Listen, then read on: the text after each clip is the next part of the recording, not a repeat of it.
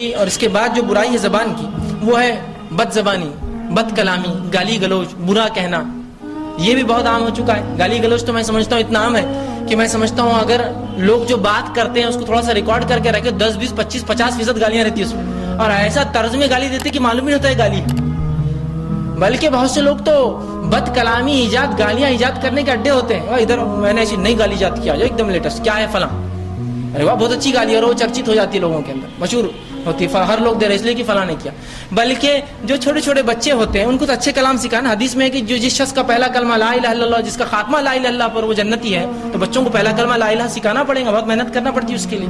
وہ چھوڑ کر وہ بچہ اگر بول دے کہیں بولنے میں فلاں ایک لفظ کمینے بول دے سمجھ لیجیے، اس کو اندازہ ہو جاتا ہے برا لفظ ہے اور بچے جس کو جلدی، تو آپ اس کو لوگوں کے سامنے بولتے چلو انکل کو بولو کمینہ، دیکھو کتنے توتلی زبان میں بولتا ہے کمینے، اور سب ہنس رہے ماشاء اللہ کتنا اچھا بول رہا ہے آپ کا بچہ کمینے. توتلی زبان سے بڑے پیارے لگتے ہیں.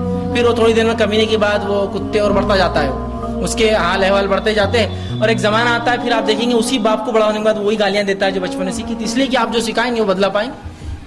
بد کلامی، گالی گلوچ، گندی باتیں، یہ بہت بری باتیں. ابو ہریرہ رضی اللہ عنہ فرماتے ہیں دو شخص آپس میں گالی گلوچ جو آپ سے فرماتے ہیں کہ جو شخص، دو شخص ہو جس میں سے ایک دوسرے کو گالی دے دیا اس نے اچانک، جس سے غصے میں آ کے دوسرے شخص نے اس کو پلٹا کر گالی دی، تو یہ دونوں گالیوں کا گناہ جو ہے شروعات کرنے والے کو ملیں گا.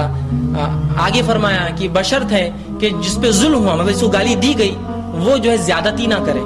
کسی نے آپ کو اچانک گالی دی، اس کی وجہ سے آپ کو غصہ آیا، آپ گالی نہیں دیتے ہیں، منہ سے گالی نکل گئی بے سختہ، تو یہ دونوں گالیوں کا گناہ کس کو ملیں گا؟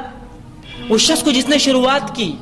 ہاں بشرط ہے کہ جو جس پہ ظلم ہوا، مطلب جس پہ گالی دی گئی اس پہ ظلم ہوا نا، وہ اس کو زیادتی نہ کرے. مطلب یہ نہیں کہ تم ایک دوں گے تو میں دو چار دوں گا، تم ماں پہ دوں گے تو میں دادی دادا سب نکال دوں گا تمہارا.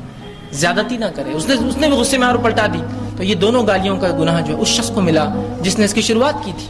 تو ہم برائی کی شروعات نہ کریں. پتہ نہیں برائی کی ہم شروعات ایک کلمہ کر دیں گے، وہ کلمہ کہاں تک قیامت تک گھومتا رہیں گا، اور آخرت میں اس کا بہت زبردست گناہ ہمارے سامنے آ جائے گا. ہوتا ہے نا بچے کو گالی سکھا دی، زندگی بھر گالی دیں گا وہ کلام.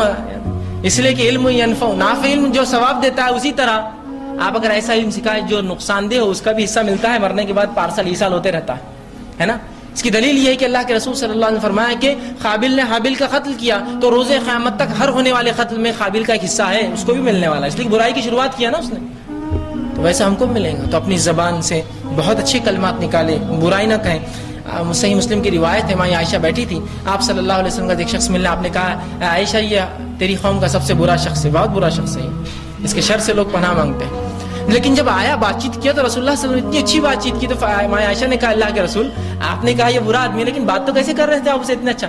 تو کہا وہ بد اخلاق ہے تو کیا میں بھی اپنے اخلاق کو چھوڑ دوں؟ اور فرمایا قیامت کے دن اللہ کے نزدیک مرتبے میں سب سے برا آدمی، سن لیجیے سب سے برا آدمی، قیامت کے دن اللہ کے نزدیک مرتبے میں سب سے برا آدمی وہ ہوگا جس کی بد زبانی سے بچنے کے لیے لوگ اس سے دور بھاگتے ہیں، اس کا پیچھا چھڑاتے ہیں. یہ آ رہا بھاگو یہاں سے، اب یہ کچھ تو بولے گا، گالیاں دیتا ہے، فلاں کرتا ہے، بد کلامی کرتا ہے، فلاں کرتا ہے. تو سب سے برا آدمی مرتبہ میں اللہ کے نزدیک وہ ہوگا جس کے برائیوں سے، گالی گلوچ سے، گندے الفاظ سے بچنے کے لیے لوگ اسے پیچھا چھڑا کر بھاگتے ہیں نکل.